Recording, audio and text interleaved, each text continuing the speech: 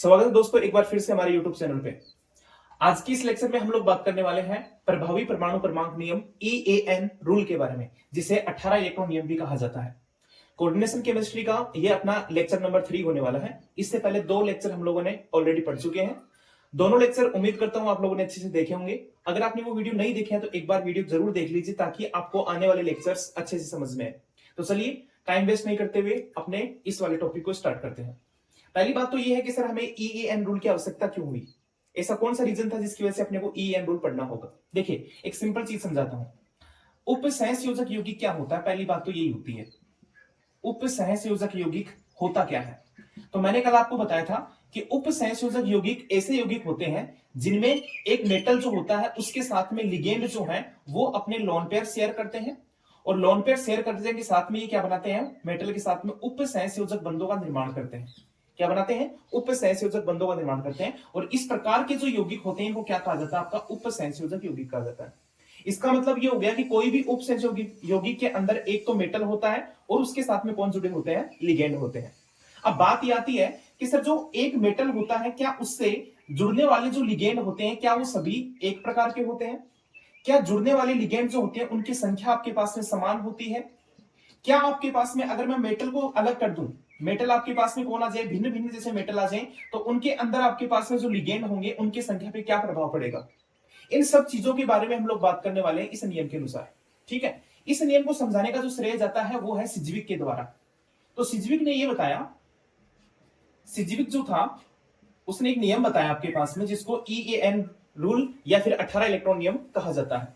सिज्विक क्या बोलता है? सिज्विक ये बोलता है कि जब भी आपके पास में कोई भी जो मेटल होता है, कोई भी मेटल जो होता है, वो जब उपसहसंयोजक बंध का निर्माण करता है, उपसहसंयोजक बंध का क्या करता है भाई? निर्माण करता है, तो वो उतनी संख्या में लिगेंडों से जुड़ता है। मतलब कि लिगेंडों के साथ में उतनी संख्या में बंध बनाता है जिससे कि जिससे कि जिससे कि उसके भाइतम कक्षा में, उसके भाइतम कक्षा में आगामी आगामी उत्कृष्ट गैस जितने इलेक्ट्रॉन ना हो जाए, आगामी उत्कृष्ट गैस जितने इलेक्ट्रॉन ना हो जाए, इलेक्ट्रॉन ना हो जाए। ठीक है, मतलब कि ये हो गया कि ये नियम क्या बोलता है? इस नियम के अनुसार हम ये कह सकते हैं कि कोई भी आपके पास में कोई भी जो धातु होता है, कोई धातु हो सकता है या फिर आपके पास में क्या हो सकता है? धातु का आयन हो सकता है। कोई भी धातु या आयन लिगेंडों के साथ उतनी संख्या में बंध बनाएगा जिससे जिससे संकुल में धातु के चारों ओर कुल इलेक्ट्रॉनों की संख्या आगामी उत्कृष्ट गैस के बराबर हो जाए, जिसे हम लोग क्या बोलेंगे? आपका EAN नियम कहेंगे। समझाता हूं आपको, एक एग्जांपल लेके आपको इसमें समझाता हूं। देखो, मान लो कि मेरे पास में एक एग्जांपल है आपका, और वो एग्जांपल ये है कि मेरे को एक कॉम्प्लेक्स दिया, मेरे को ये कहा गया कि एक आपके पास में CO है, इसके साथ में आपका कौन जुड़े हैं? इसके साथ में मान लो कि आपका एक NH3 जुड़ा हुआ है, और NH3 के यहाँ पे 6 जुड़े हुए हैं, और इसके ऊपर चार्ज कितना आपके पास में 3+ चार्ज है। एक मैं कर देता हूं कि आपका ये है CO और NH3 आपका है, और ये है 5, इसके साथ में आपके पास में कितना है? 3+ चार्ज है। अब बात यह थी कि दोनों कॉम्प्लेक्स में सही कॉम्प्लेक्स कौन सा है, मतलब कि स्टेबल कॉम्प्लेक्स कौन सा है। तो इसी बात को एक्सप्लेन कौन करता है? आपका इसी बात को एक्सप्लेन करता है EAN रूल। मतलब कि इस नियम के अनुसार अगर मान लो आपके पास में कोई भी मेटल है, मेटल ये है, एक मेटल ये है, ठीक है, तो जिस भी मेटल के भाइतम कक्षा में, मतलब कि भाइतम कक्षा के अंदर जो इलेक्ट्रॉनों की संख्या होगी ना, वो आगामी उत्कृष्ट गैस के समान हो जाए। किसके समान हो जाए? आगामी उत्कृष्ट गैस के समान हो जाए ना, तो वो तो स्टेबल होगा, और दूसरा जो है वो क्या रहेगा? अनस्टेबल रहेगा। अब दोनों को हम लोग क्या करते हैं आपके पास में? सोल्व करके दिखाता हूं। देखो, सबसे पहली बात तो ये है कि सर EAN रूल के अंदर हम लोग इलेक्ट्रॉनों की संख्या काउंट कैसे करते हैं? तो देखो, EAN नियम लगाने के लिए आपको क्या करना पड़ेगा? एक फॉर्मूला जो उसको ध्यान में रखना पड़ेगा, और वो फॉर्मूला क्या है? एकदम से सिंपल फॉर्मूला है। फॉर्मूला क्या है? पहला काम तो क्या करना है? धातु का परमाणु क्रमांक। कोई भी आपके पास में जो मेटल है उसका परमाणु क्रमांक आपको पता होना चाहिए। धातु का परमाणु क्रमांक, इसमें से माइनस कर दीजिए। माइनस क्या करना है? धातु का ऑक्सीकरण अंक।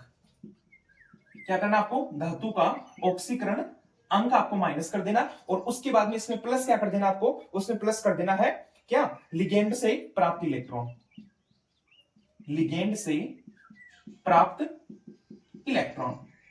ये फॉर्मूला ध्यान में रखना आपको। EAN रूल ज्ञात करने का सिंपल सा फॉर्मूला है। फॉर्मूला क्या है? किसी भी धातु के लास्ट कक्षा में इलेक्ट्रॉन देखने के लिए क्या करना पड़ेगा आपको, सबसे पहले धातु का परमाणु क्रमांक जो भी है उसमें से माइनस करना क्या, धातु का ऑक्सीकरण, और उसमें जोड़ देना है क्या आपको, लिगेंड से प्राप्त इलेक्ट्रॉन। आपको पता है कि एक लिगेंड से आपको अधिकतम कितने इलेक्ट्रॉन प्राप्त होते हैं, 2 इलेक्ट्रॉन प्राप्त होते हैं। इसका मतलब एक लिगेंड बराबर कितने होंगे आपके पास में, 2 इलेक्ट्रॉन होंगे। अब दोनों को सोल्व करते हैं। इसको देखो, इस एग्जांपल में देखो क्या दिया है आपके पास में। सबसे पहले इस कॉम्प्लेक्स के लिए मैं क्या लगाता हूं, EAN रूल लगाता हूं।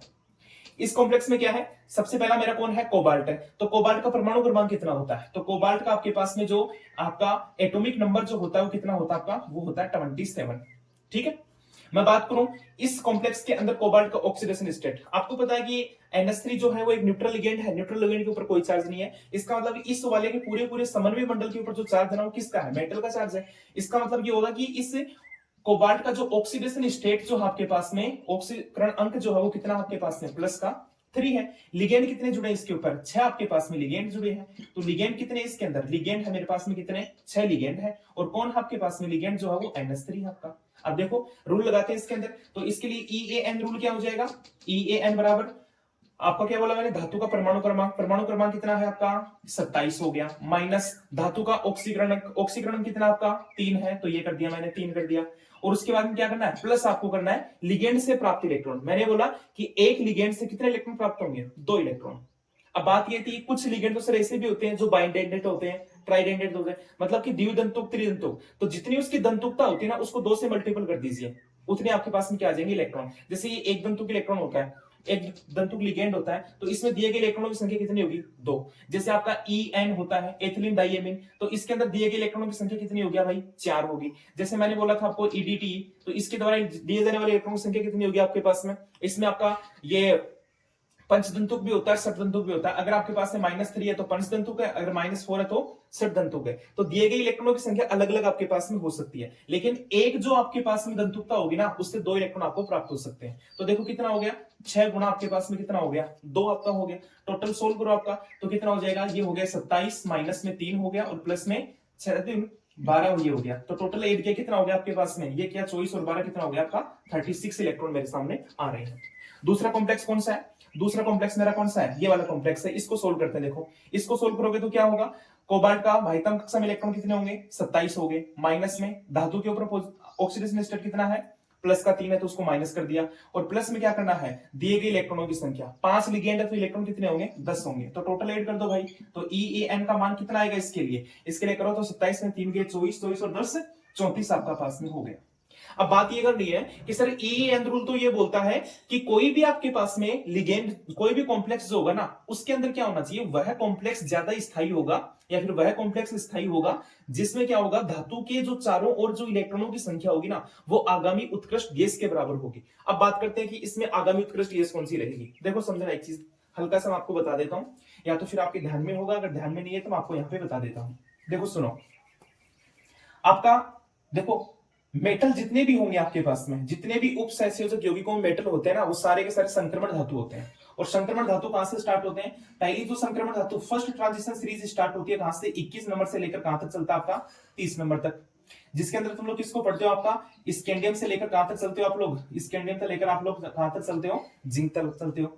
सेकंड जो होता है आपके पास में वो कहां से स्टार्ट होता है, वो इट्रियम से स्टार्ट होता है और कहां तक चलता है आपके पास में, कैडमियम तक चलता है। और जो थर्ड आपके पास में होता है वो कहां से होता है, लेंथेनम से स्टार्ट होता है और कहां तक जाता है आपके पास सीरीज जो स्टार्ट होती है वो कहां से, लेंथेनम से लेकर कहां तक चलती है आपके Hg तक चलती है। अब बात ये करते हैं कि इससे आगामी उत्कृष्ट गैस कौन सी होगी। तो देखो आगामी उत्कृष्ट गैस कौन सी होगी, आपको पता है कि ये जो आपके पास में है वो कौन कौन कहां से स्टार्ट होता है, आपका ग्रुप नंबर 18 कहां से स्टार्ट होता है, वो स्टार्ट होता है हीलियम से। हीलियम हो गया, नियोन हो गया, आर्गन हो गया, उसके बाद में यहां पे आता है क्रिप्टॉन, यहां पे आएगा जीनोन और यहां पे कौन आएगा आपका रेडोन आएगा। तो जो आपके पास में आपका क्रिप्टॉन जो होता है उसका परमाणु क्रमांक कितना होता है, क्रिप्टॉन का परमाणु क्रमांक होता है 36। जीनोन जो होता है उसका परमाणु क्रमांक कितना होता है, जीनोन का होता है 54 आपके पास में। और जो आपका रेडोन होता है उसका परमाणु क्रमांक कितना होता है, रेडोन का होता है आपके पास में 83। ठीक है, इसका मतलब हो गया कि जिसके अंदर भी टोटल EAN का मान निकालेंगे तो अगर कोई फर्स्ट ट्रांजिशन सीरीज का अगर मेटल है तो उसके टोटल इलेक्ट्रॉन कितने आने चाहिए, EAN का मान कितना आना चाहिए 36। अगर कोई आपके पास में सेकंड ट्रांजिशन का एलिमेंट है तो उसके लिए EAN का मान कितना आना चाहिए आपके पास में, आपका 54 आना चाहिए। और जो आपके पास में लास्ट बचा है कौन सा, आपका थर्ड ट्रांजिशन एलिमेंट में से अगर कोई है तो उसके लिए EAN का मान कितना आना चाहिए आपके पास में, 86 आपका आना चाहिए। अब देखो कोबाल्ट जो है अपने को पता है कि कोबाल्ट जो है वो किसका होता है, फर्स्ट ट्रांजिशन सीरीज का होता है। और फर्स्ट ट्रांजिशन सीरीज के लिए EAN का मान कितना आना चाहिए, वो आपका कितना आना चाहिए, 36 आना चाहिए। तो इस कॉम्प्लेक्स को देखोगे तो इसके लिए मान कितना है, 36, जबकि इसके लिए कौन सा है आपका 34 है। इसका मतलब ये हो गया कि ये वाला कॉम्प्लेक्स जो होता है ना वो कौन सा है, अस्थायी है, जबकि ये वाला कॉम्प्लेक्स कौन सा आपका स्थायी है। इससे सवाल कैसे पूछ सकता है आपको, सवाल ये पूछेगा कि जैसे मान लो आपको कोई भी 4 कॉम्प्लेक्स दे दे और उनमें से पूछे कि निम्नलिखित में से कौन सा कॉम्प्लेक्स जो है वो EAN का नियम फॉलो करता है। अगला सवाल आपको ये पूछ सकता है कि कुछ कॉम्प्लेक्स आपको दे दे और वो बोले कि इनमें से सबसे स्थायी कॉम्प्लेक्स कौन सा है, तो दोनों में क्या लगाना, आपको EAN रूल को काम में लेना है। EAN का मान कैसे निकालेंगे, कोई भी जो मेटल होता है उसका परमाणु क्रमांक माइनस उसमें से जो ऑक्सीडेशन अंक है वो माइनस कर दो, और प्लस में क्या करना है, जितने लिगेंड से उसको इलेक्ट्रॉन प्राप्त हो रहे हैं। अब बात करते हैं आगे। ये तो बात तब की है जब आपके पास में कोई भी जो मेटल होता है ना उसके अंदर क्या पाया जाए, उसका कोई ना कोई ऑक्सीडेशन स्टेट हो। जैसे मान लो +1 हो गया, +2, +3, +4 जो भी है उसके अंदर पाया जाए। लेकिन जो आपके पास में ये जो EAN जो रूल जो है वो बेसिकली आपके पास में जो बनाया गया था ना, वो बनाया गया था आपके पास में धातु कार्बोनिल्स के लिए। किसके लिए बनाया गया, धातु कार्बोनिल्स के लिए। धातु कार्बोनिल का मतलब क्या हो गया कि कोई भी आपके पास में जो ऐसा सहसंयोजक यौगिक जिसके अंदर मेटल के साथ में कौन जुड़े होते हैं, कार्बोनिल लिगेंड आपका जुड़े होते हैं, जिसको हम लोग बोल सकते हैं ये तो हो गया मेटल और ये हो गया आपके पास में कौन, आपका कार्बोनिल लिगेंड आपके, ये जुड़ गए। तो इसके लिए हम लोग क्या कर सकते हैं, आपके पास में EAN रूल को फॉलो कर सकते हैं। बेसिकली EAN रूल इसी के लिए बना था, ठीक है। इसमें ये इसके लिए क्यों बना, तो इसके लिए देखो बात ये होती है कि इसके अंदर जो मेटल होता है ना उसका ऑक्सीडेशन स्टेट जो होता है ना वो कितना होता है, मोस्टली आपके पास में क्या होता है, शून्य होता है, ठीक है। क्या होता है, शून्य होता है। तो इसके लिए EAN का मान कैसे निकालते हैं, इसके लिए EAN का मान निकालना एकदम से सिंपल है, एकदम से सिंपल है इसके लिए EAN का मान निकालना। और वो किस प्रकार से होता है, वो इस प्रकार से होता है आपका। और उसमें कैसे कर सकते हो तुम लोग, EAN बराबर आप क्या कर सकते हो, EAN बराबर कर सकते हो Z प्लस में 2y, क्या कर सकते हो, Z प्लस 2y। Z जो होता है ना वो क्या होगा आपका, मेटल का परमाणु क्रमांक, मेटल का परमाणु क्रमांक। 2y जो है ना आपके पास में वो क्या है, y जो है यहाँ पे, y जो है ना वो क्या आपके पास में, लिगेंड की दंतुकता, क्या रहेगी, लिगेंड की दंतुकता। अगर लिगेंड की जितनी दंतुकता उसको 2 से गुणा कर देंगे तो क्या आ जाएगा, नंबर ऑफ इलेक्ट्रॉन्स आ जाएंगे। इसमें से कुछ एग्जांपल्स की बात करते हैं। जैसे मैं इसमें सबसे सिंपल एग्जांपल लेता हूं एक, और वो जो एग्जांपल है वो कई बार एग्जाम में पूछा गया है, और वो किस प्रकार से है, वो ये है। जैसे हमारे को मान लो मेरे को दिया आपके पास में क्रोमियम CO का दे दिया मेरे पास में कितना 6, और इसके लिए आपको क्या करना है, EAN का वैल्यू कैलकुलेट करना है कि इसके लिए EAN का मान कितना होगा। वही काम करना आपको, EAN निकालने के लिए सिंपल फॉर्मूला काम में लो आपके पास में, क्या करना है, Z प्लस में 2y। Z क्या इसका परमाणु क्रमांक, तो परमाणु क्रमांक कितना होता है क्रोमियम का, तो क्रोमियम का परमाणु क्रमांक कितना होता है भाई, 24 हो गया। इसमें से आपको क्या नहीं करना है, ऑक्सीडेशन अंक को ना तो माइनस करना ना प्लस करना, क्योंकि ऐसे कॉम्प्लेक्स के अंदर जो आपका मेटल होता है ना वो ऑलरेडी किस में होता है, आपका शून्य ऑक्सीडेशन स्टेट में होता है। तो शून्य को प्लस करो चाहे माइनस करो, बात उतनी आनी आपका, ठीक है। तो ये तो हो गया 24, उसका परमाणु क्रमांक हो गया, प्लस में लिगेंड कितने आपके, 6 लिगेंड है, तो 6 लिगेंड हो गए, या फिर चाहो तो ऐसे बोल सकते हो 2 गुना आपके पास में दंतुकता कितनी है इसकी, दंतुकता सिंगल है, कितने इलेक्ट्रॉन कितने आपके पास में लिगेंड है 6, तो इसको गुणा कर दो 6 से, टोटल क्या होगा, तो आपके पास में 24 प्लस में आपके पास में कितना हो गया 12, तो कितना है आपके पास में 36। तो आपको पता है क्रोमियम जो है ना फर्स्ट ट्रांजिशन सीरीज का एलिमेंट है, तो इसके लिए आपके पास में EAN रूल का मान कितना था आपका, वो आया कितना आपका 36 आया। मतलब कि ये वाला कॉम्प्लेक्स जो आपका वो क्या होता है, स्टेबल होता है। अब एक जो सवाल और जो सबसे इंपॉर्टेंट सवाल होता है ना वो ये इस प्रकार से होता है, वो आपको बताता हूं। बहुत बार एग्जाम में सवाल पूछा गया है वो, और वो सवाल क्या है उसको समझना तुम लोग। हो सकता है कि एग्जाम में आपसे पूछ ले, हो सकता है एग्जाम में पूछ ले आपसे, और वो क्या है उसको सुनना। सामान्यतः ये पूछा जाता है कि संकुल MnCO और इसके साथ में 5 ले लीजिए। MnCO जो संकुल है, संकुल अस्थाई है, अस्थाई है, जबकि जबकि संकुल Mn2CO का 10 स्थाई है। संकुल स्थाई है क्यों, इसके बारे में कई बार सवाल पूछा गया है। तो इसको हम लोग सोल्व किससे करेंगे, आपके पास में EAN रूल से। कोई भी संकुल के बारे में आपको इस तरह पूछे ना, तो पहला काम ये करना कि ईएन रूल को काउंट करवा लो तुम लोग। तो इससे लगभग 99% केस सोल्व हो जाते हैं। करके देखते दोनों को। देखो mn हो गया मेरा, इसके साथ में कौन दे रखा है, CO दिया कितना मेरा 5 दिया है। एक कॉम्प्लेक्स कौन सा है मेरा, mn हो गया, और इसके साथ में कौन सा दे रखा है, CO का कितना दे रखा है 10 मेरे को दे रखा है। अब देखो इसको सोल्व करेंगे। इसके लिए EAN का मान निकालो।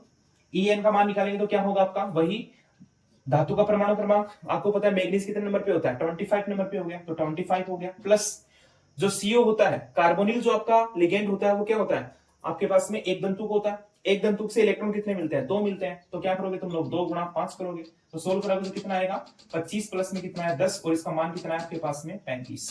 तो इसके लिए EAN का जो मान आया वो कितना है आपका 35 आया है। इसके लिए बात करें आपका, तो इसके लिए देखो क्या होगा, वही आपके पास में होगा, वही कौन सा रहेगा, इसको टू किया तो mn जो आपके पास में, तो mn कितना रहेगा EAN, कितने mn आपके पास में, 2 mn है, 2 गुणा mn हो गया। आपको पता है एक mn के बाह्यतम कक्षम इलेक्ट्रॉन कितने होते हैं, आपके बाह्यतम कक्षम इलेक्ट्रॉन होते हैं कितने 25 होते हैं। तो 25 दूनी कितना हो जाएगा 50, तो 2 गुणा 25 कितना हो गया, टोटल इलेक्ट्रॉन 50 आपका हो गया। उसके बाद में नेक्स्ट करेंगे आपका, तो नेक्स्ट में क्या होगा आपका, नेक्स्ट में वही काम होगा आपके पास में कि कोबाल्ट आपकी, सॉरी कोबाल्ट नहीं, कार्बोनिल कंपाउंड कितने आपके पास में, कार्बोनिल लिगेंड कितने हैं 10 है, तो 10 गुना आपके पास में कितना हो जाएगा 2 हो गया। तो टोटल कितना है आपके पास में, टोटल आपका कितना आया 20 इलेक्ट्रॉन इसलिए हो गए। अगली बात करते हैं आपके पास में कि जो आपका MN जो ना, उसके अंदर क्या पाया जाता है आपके पास में, एक बॉन्ड होता है। तो Mn और Mn एक बॉन्ड होता है। आपको पता है एक बॉन्ड के इलेक्ट्रॉन कितने होते हैं, 2 इलेक्ट्रॉन होते हैं। तो एक धातु के लिए इलेक्ट्रॉन कितने होंगे, एक धातु के लिए आपके पास में इलेक्ट्रॉन कितने होंगे, आपके पास में एक काउंट आएगा। तो मैं ये कह सकता हूं ना कि इसके अंदर एक Mn बॉन्ड पाया जाता है। तो Mn बॉन्ड में इलेक्ट्रॉन कितने होंगे आपके पास में, 2 इलेक्ट्रॉन होंगे। तो टोटल इलेक्ट्रॉन काउंट कर लो अब। तो टोटल इलेक्ट्रॉन कितने होंगे इसके लिए, EN के लिए, तो वो कितने हो जाएंगे आपके 50, तो ये हो गए, प्लस में 20 इसके रहे, प्लस में 2 हो गए, और ये टोटल कितना आएगा आपके पास में 50 और 20 70, 70 और 2 72। तो ये किसके लिए आया है, ये 2 धातुओं के लिए आया है। लेकिन अपने को तो केवल किसके बारे में बात करनी है, एक मेटल के बारे में बात करनी है। तो एक मेटल के करने के लिए आपको क्या करना पड़ेगा, इसको बाइट करना पड़ेगा, 2 से आपको क्या करना पड़ेगा, डिवाइड करना पड़ेगा। और जैसे 2 से डिवाइड करोगे तो इसका वैल्यू कितना आएगा आपके पास में 36 आएगा। और आपको पता है कि जो आपके पास मैग्नीज जो होता है वो फर्स्ट ट्रांजिशन सीरीज होती है, फर्स्ट ट्रांजिशन सीरीज का एलिमेंट है। अतः है Mn के लिए जो EAN का मान जो है ना वो कितना रहेगा आपका 36 आपका रहने वाला है। और इसका मतलब ये हो गया कि इसके अंदर EAN रूल को फॉलो किया जा रहा है, जबकि इसके अंदर EAN रूल को फॉलो नहीं किया जा रहा। अतः है अपना जो सवाल जो था ना वो ये था कि MnCO5 जो संकुल होता है वो अस्थायी होता है, जबकि ये वाला स्थायी है। तो इसके पीछे का रीजन क्या है, इसके पीछे का रीजन है कि ये EAN रूल को फॉलो नहीं करता, जबकि ये वाला EAN रूल को फॉलो करता है, इसलिए ये वाला आपके पास में क्या है, स्थायी है। अब मैं आपको कुछ एग्जांपल्स देता हूं, उन एग्जांपल्स को तुम लोग क्या करोगे, अपनी कॉपी में सोल्व करोगे, जिससे आपको एग्जाम में जो भी अगर क्वेश्चन आए तो उसको तुम आसानी से क्या कर सको, सोल्व कर सको। तो मैं कुछ एग्जांपल्स देता हूं आपको, और वो एग्जांपल जो है वो इस प्रकार से हैं। आप लोग वीडियो को पॉज करोगे, उसको अच्छे से देखोगे और उसके बाद में इसका आंसर निकालोगे। तो लीजिए कुछ एग्जांपल मैं आपके सामने लिख देता हूं। तो एग्जांपल नंबर 1 जो है आपका वो आपको देता हूं मैं, और वो है इस टाइप से, क्रोमियम NH3 हो गया, इसके साथ में हो गया 6 और इसके साथ में लिया मैंने 2+। ठीक है, अगला करता हूं आपका, अगला है दूसरा नंबर देता हूं आपको मैं, FeCN का 6 हो गया और इसके साथ में दिया मैंने 4-। नेक्स्ट आपको देता हूं मैं CO और इसके साथ में मैंने दिया आपको Cl4 2-। इसको सोल्व करोगे। एक देता हूं आपको Ag और इसके साथ में लेता हूं Cl2 को, AgCl2 और चार्ज इसके ऊपर माइनस का 1 है। और एग्जांपल देता हूं आपको, और एग्जांपल ये है आपका ये वाला Fe2CO हो गया आपके पास में कितना, इसका 9 हो गया, और ये वाला ये कॉम्प्लेक्स है। तो टोटल मैंने आपको 5 कंपाउंड दिए हैं, जिनके लिए आपको क्या करना पड़ेगा, EAN रूल को आप लोग कैलकुलेट करोगे और उसमें कमेंट करके बताओगे कौन से का कौन सा आंसर आता है।